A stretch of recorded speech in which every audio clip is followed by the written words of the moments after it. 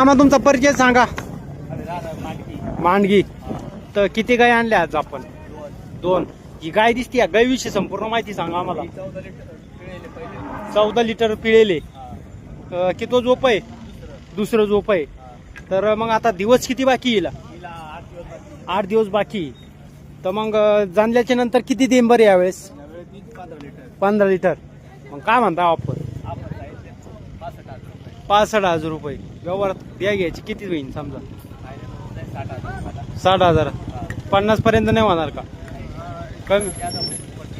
मग 50 लोक होईन का? असं वाटलं मला भाई. नाही का? बरं ही दुसरी दिसती गावराने. 4 लिटर दूध देते. तर मग खाली काय तिच्या? कारुडे का? तर मग हिला किती दिवस झाले?